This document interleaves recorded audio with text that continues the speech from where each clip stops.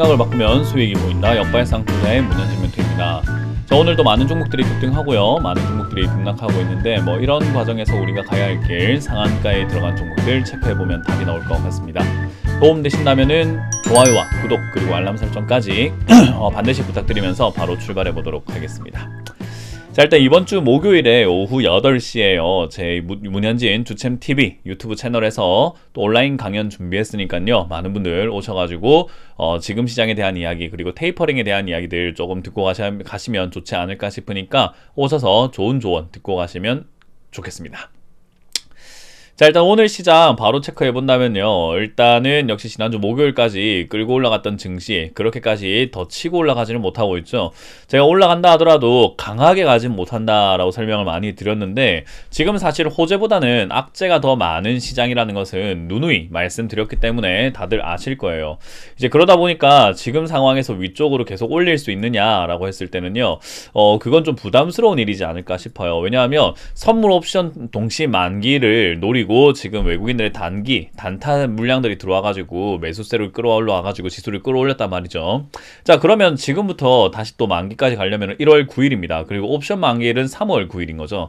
그렇게 되면은 지금부터 한 달 내도록 사야 되는데, 한 달 동안 내도록 사려고 했더니 FOMC라든지 연준 그리고 미국의 경제 이런 것들에 대한 어떤 우려감들과 그게 안 좋은 일이 발생되면은 괜히 선물 시장에서 매수를 걸어놨다가 증시가 빠질 악재가 나오게 된다면은 손실이 이만저만이 아니게 되는 거죠. 그래서 지금부터 벌써부터 막 매수에 들어간다든지 방향성을 정해놓고 풀베팅을 때린다, 그건 진짜 확신이 있을 때 아니고서는 하기가 힘듭니다. 그러니까 지금 당장은 풀베팅이 들어오기는 힘든 시기다 라고 봐야 되겠죠. 그래서 약간 떨어질 일이 없다면은 살짝 올려놓는 정도, 그러니까 적당히 빠져나올 수 있는 정도만 들어갈 수밖에 없는 겁니다. 그래서 매수세가 크게 들어오질 못하고 조금 들어오는 거죠. 그래서 악재가 없다면 매수 조금, 호재가 없다면은 또 매도 조금, 이렇게 하면서 지수를 가지고 그냥 계속 이렇게 왔다 갔다 하면서 허공에서 횡보하는 형태로 조금 지속을 시킬 수밖에 없을 겁니다.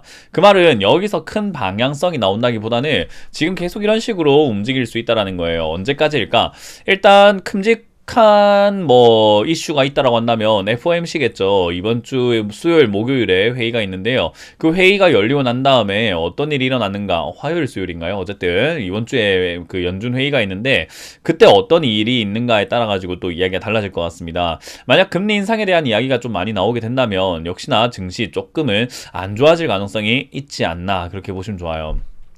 그래서 지금 현재 상황에서 증시가 위쪽으로 간다라는 느낌보다는 사실 떨어질 만한 내용들이 훨씬 더 많다 생각하시면 되기 때문에요, 저는 이 자리에서 여러분들이 들고 계시는 종목들이 갑자기 급등이 나왔다든지 현금화를 시킬 수 있는 수익권 또는 본전권에 도달했다면은 현금 비중을 조금 늘리기 위해서라도 매도를 조금씩이라도 진행을 하는 게 좋다고 생각합니다. 미련이 남는다면 전량 매도할 필요까지는 없고요, 한 절반 정도라도 매도하셔가지고 현금을 확보하시는 전략이 저는 유효해 보인다라고 설명해 드리고 싶네요.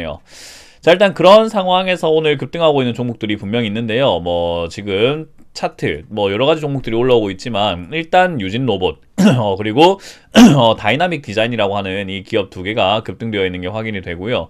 그리고 상한가 근접 종목으로 10% 이상으로는 24종목이 보여집니다. 한국 테크놀로지부터 해가지고 로보로보 등등등 로봇 관련주들이 굉장히 많이 이렇게 급등 나오고 있다는 걸 확인할 수 있네요.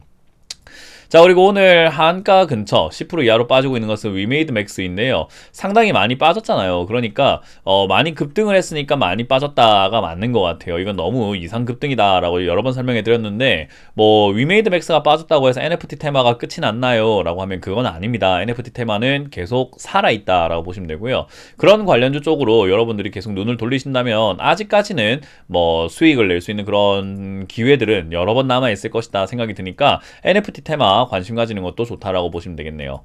자, 일단 오늘 상한가에 들어가 있는 유진 로봇입니다. 이 회사는 왜 급등이 되어 있는가? 일단 뉴스상으로는 유진 로봇이 삼성전자 때문에 급등이 되었습니다. 왜냐하면 로봇 상용화를 하겠다고 합니다, 삼성전자가. 그래서 로봇 상용화를 추진하겠다. 그래서 지금은 사업 개편을 하면서 로봇 사업을 조금 진출해보는 것이 어떻겠냐. 그러면 당연히 대기업인 삼성전자가 진출하게 되면은 중소기업, 로봇 관련주들은 수혜를 받을 수밖에 없겠죠. 그래서 로봇 산업들이 사실은요, 실적이 별로 안 좋아요. 재무제표를 보시면 다들 아실 거지만요, 유진 로봇도 지금 적자가 굉장히 많이 나고 있다는 걸 알 수 있고요. 또 로봇 이름이 들어간 로봇스타도 지금 적자가 나면서, 그리고 실적이 좀 적게 나오면서 힘들어하는 과정. 로보티즈도 적자, 그리고 실적이 적게 나오는 있는 과정이고요.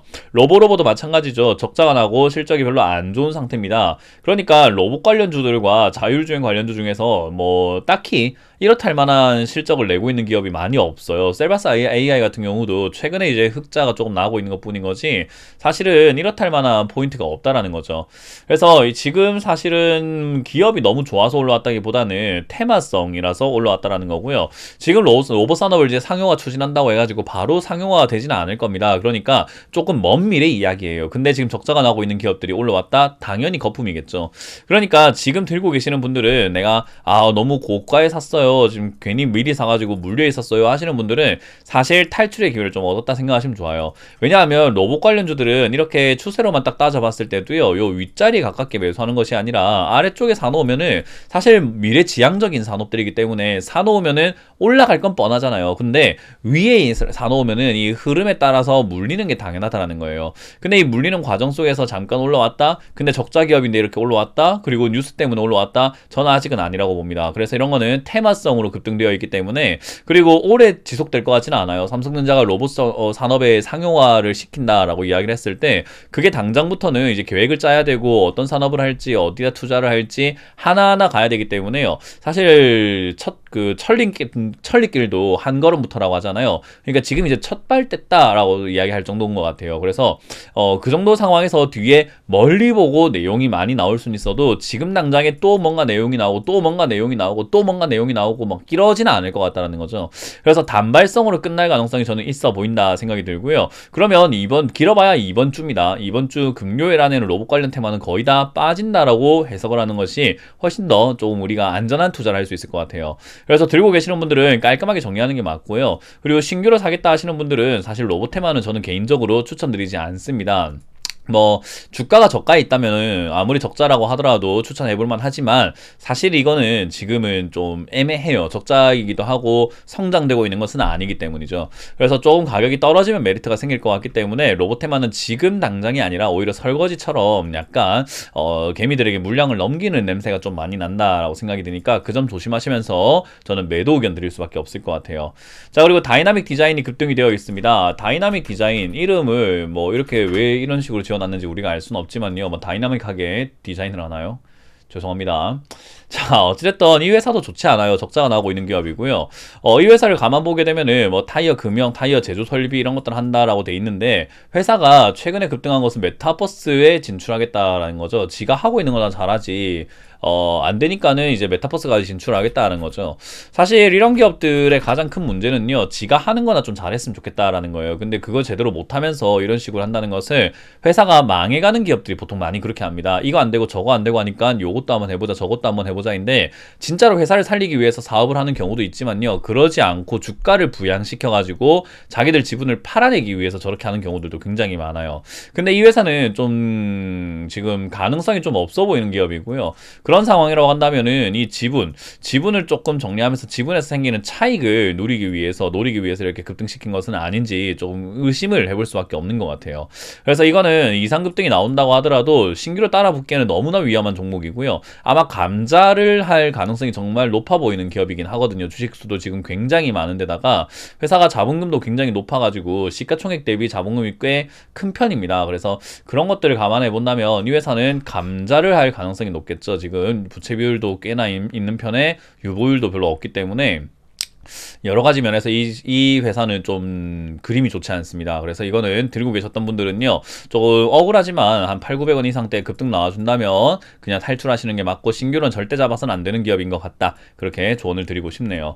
그 외에 이제 인포뱅크라고 하는 기업도 급등이 되어 있습니다. 뭐 AI 관련 이야기 나오고 있는데요, 요것도 이제 애플카 관련 기대감도 있고 자율주행 테마가 이렇게 오늘 또 움직이고 있는 것 같아요. 그래서 로봇이랑 자율주행, AI 이런 쪽으로 해가지고 지금 급등이 나오고 있는 기업들이 있는 것 같은데요. 아까 말씀드렸다시피 지금 약간 단순 테마, 단순히 이렇게 일시적인 테마 형성이 된 것 같기 때문에요. 따라 붙기에는 역시나 너무 리스크가 큰 것 같고 따라 붙기엔 너무나 기회인 것 같지는 않다 생각이 듭니다. 그래서 지금 지수가 뭐 위쪽에서 이렇게 별로 힘이 없고 그리고 지금 악재가 나오면서 밑으로 빠질 수 있는 그런 리스크가 있다고 생각해 볼 때 굳이 저런 테마까지 잡아가면서 우리가 뭐 수익을 내야 되는가, 저는 그렇지는 않다라고 생각을 합니다. 그냥 가만히 있어도 될 때는 가만히 있는 게 저는 더 좋다고 생각을 하거든요.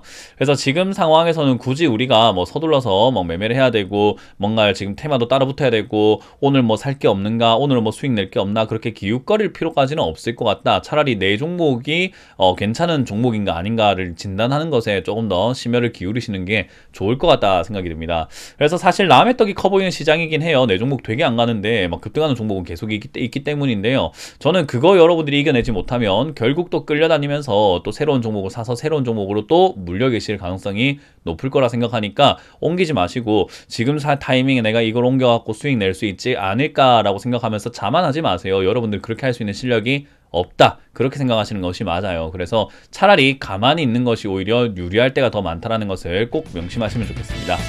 자, 이렇게 오늘 마쳐보도록 하겠습니다. 지금까지 역발상 투자의 문현진 멘토입니다. 고맙습니다.